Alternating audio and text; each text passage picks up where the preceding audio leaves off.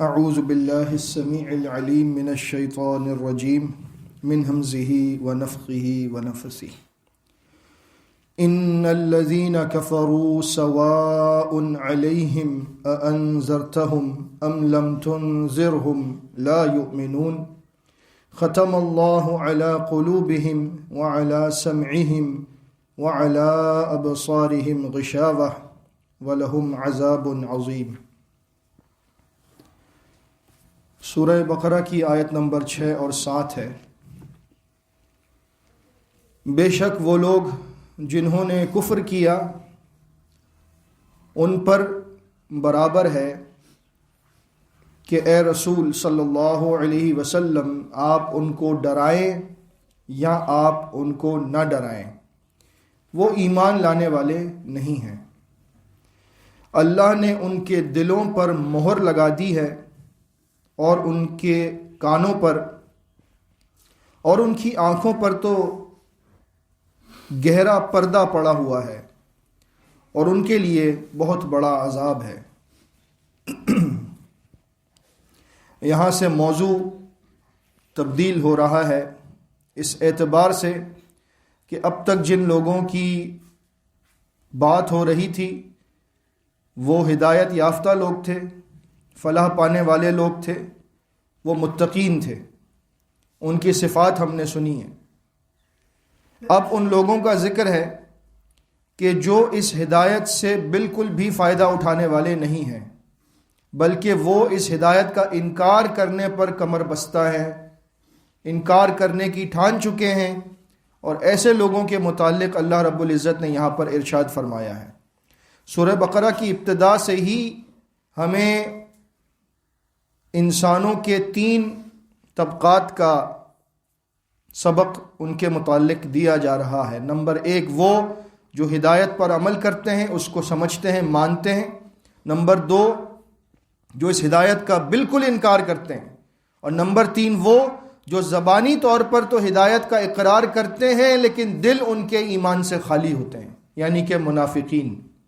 ان تینوں کا ذکر ایک کے بعد ایک آپ کو سننے کو مل رہا ہے، اور ہمیں اس میں سے یہ بات لینی ہے اپنے عمل میں کہ ہمیں پہلے گروہ سے بننے کی کوشش کرنی ہے، جو ہدایت کو سنتے ہیں، اس کو تسلیم کرتے ہیں، اس کے مطابق عمل کرتے ہیں، جو ہدایت کا انکار نہیں کرتے، اور نہ ان لوگوں میں سے ہوتے ہیں کہ جو بظاہر تو کہتے ہیں کہ ہاں ہم نے مان لیا لیکن دل ان کے کہتے ہیں کہ یہ بات ماننے والی نہیں ہے۔ آخری دونوں جو گروہ ہیں ان کا انجام خراب ہے، اور پہلے گروہ کا انجام اللہ رب العزت نے بتایا کہ وہ اپنے رب کی طرف سے ہدایت پر ہے اور فلاح پانے والے۔ اب ہم اس آیت پر بات کرتے ہیں۔ ان الذین کفروا سواء علیہم، بے شک وہ لوگ جنہوں نے انکار کیا ان پر برابر ہے۔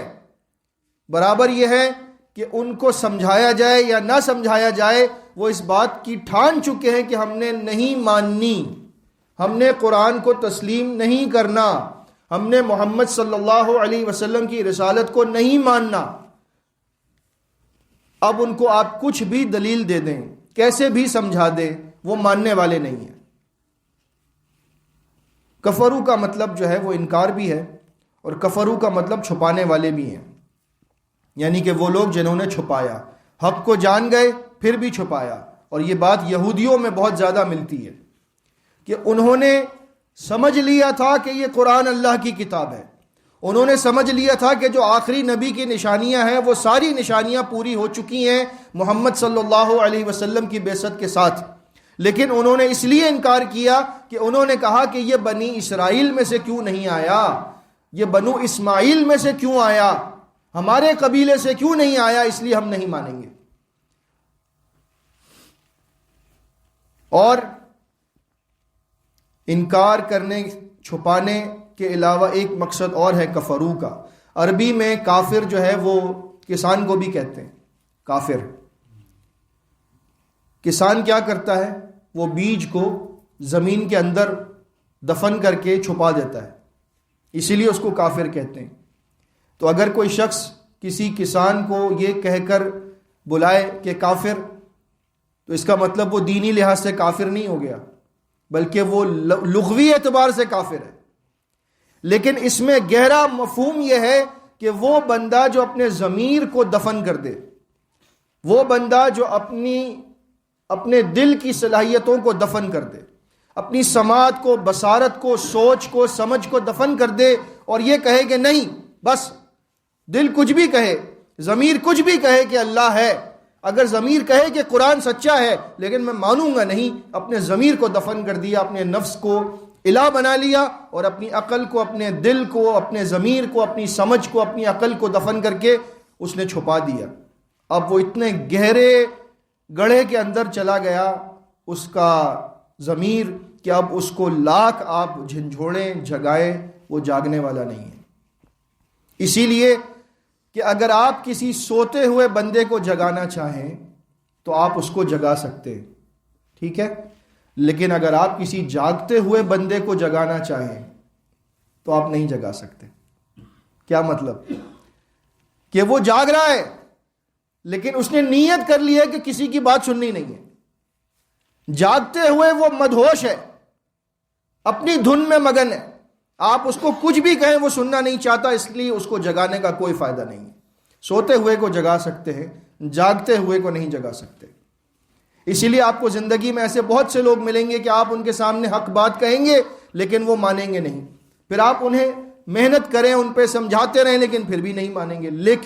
لیکن اس کا مطلب یہ نہیں ہے کہ آپ محنت کرنا چھوڑ دیں، ٹھیک ہے، اس بات کو یاد رکھیں۔ یہ بات کن لوگوں کے بارے میں ہم نہیں جانتے۔ اگر ہم یہ سوچ لیں کہ جنہوں نے کفر کیا اب تک ایمان نہیں لائے، اللہ کا قرآن کہہ رہا ہے کہ اب وہ نہیں مانیں گے، ڈراؤ یا نہ ڈراؤ، نہیں، ایسی بات نہیں ہے۔ بات یہ ہے کہ اللہ رب العزت بہتر جانتا ہے کہ وہ کون سے لوگ ہیں کہ جنہیں سمجھانے اور نہ سمجھانے کا کوئی فائدہ نہیں ہے۔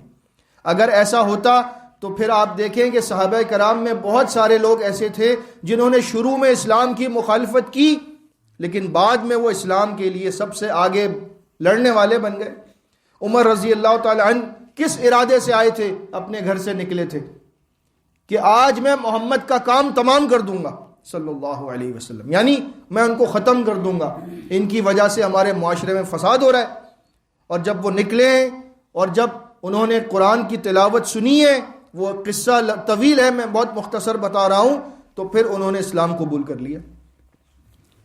یعنی کہ وہ بندہ کہ جو اسلام کو ختم کرنے کے ارادے سے نکلا تھا وہی اسلام کا سب سے بڑا سپہ سالار بن جاتا ہے۔